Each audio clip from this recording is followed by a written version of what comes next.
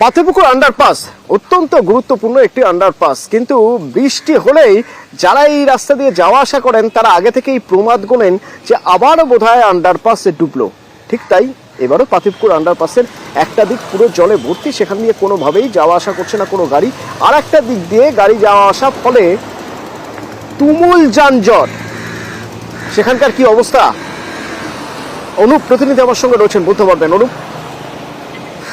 একটু বৃষ্টি হলেও পাতিপুকুর আন্ডারপাস জলমগ্ন হয়ে পড়ে এবং দুদিনের যে টানা বৃষ্টি তার ফলে কিন্তু পাতিপুকুর আন্ডারপাসে একই রকম অবস্থা। এবং একদিকে যে লেন অর্থাৎ লেক টাউনের দিক থেকে যে কলকাতা ফ্লাইং, সেখানে কিন্তু এখনো পর্যন্ত সেই আন্ডারপাসের নিচে কিন্তু বন্ধ করে দেওয়া হয়েছে সম্পূর্ণ একটি লেন। তার কারণ সেখানে কিন্তু একেবারে 1 মানুষেরও বেশি জল হয়েছে, এমনটা কিন্তু স্পষ্ট লক্ষ্য করা যাচ্ছে এবং পুলিশের পক্ষ থেকে বলা হচ্ছে। সেই কারণে শুধুমাত্র একটি লেন দিয়ে দুদিকে গাড়ি চলাচল করছে, যার ফলে কিন্তু একেবারে তীব্র যানজট লেক টাউন যশোর রোড। অন্যদিকে লেক টাউন থেকে সোজা যে কলকাতার দিকে যাওয়ার রাস্তা, সেই রাস্তাও কিন্তু তীব্র যানজট হয়েছে। পুলিশের পক্ষ থেকে যান নিয়ন্ত্রণ করা হচ্ছে এবং এই জল কখন নামবে এখনো পর্যন্ত স্পষ্ট কিন্তু কোনোভাবেই পৌরসভার পক্ষ থেকে বলা সম্ভব হচ্ছে না, যার ফলে কিন্তু পাতিপুকুর আন্ডারপাস জলমগ্ন এবং যার জেরে যশোর কিন্তু তীব্র যানজট। এই জল কখন নামবে তা এখনই বলা সম্ভব নয়। বৃষ্টি কিছুটা হয়তো ধরেছে, কিন্তু এই জল নামতে যথেষ্ট সময় লাগবে। অন্তত গত কয়েকবার যে ছবি আমরা দেখেছি বা যে অভিজ্ঞতার সম্মুখীন আমরা হয়েছি, এবারও সেই একই অভিজ্ঞতা বলছে যে জল নামতে সময় লাগবে।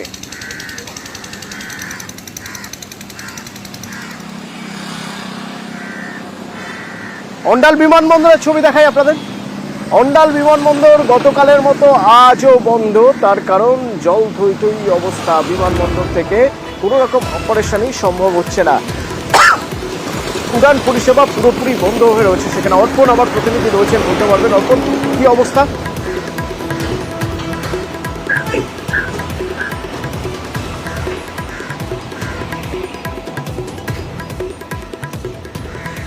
অর্পণ শোনা যাচ্ছে আমার কথা?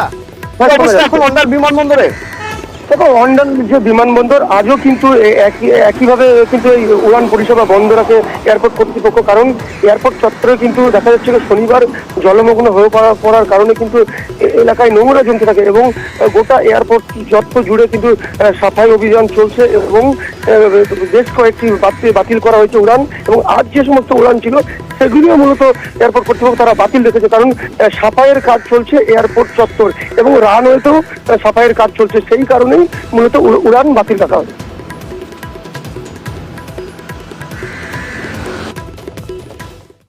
আমি যখন টিকিটটা পারচেজ করছি আমার কাছে হোয়াটসঅ্যাপে বা মেলে তো কিছু ইন্টিমেশন আসবে, তো কোনো ইন্টিমেশন নেই। কাউকে খুঁজেও পাচ্ছেন, কাউকে এখানে খুঁজেও পাচ্ছি না কাউন্টারে, শুধু হেয়ার অ্যান্ড দেয়ার করছি। পুরোটাই ভোগান্তি। মনে করুন আমার ওখানে ব্যাঙ্গালোরে ক্যাব বুক করা আছে, তাহলে তাকেও ক্যান্সেল করতে হবে।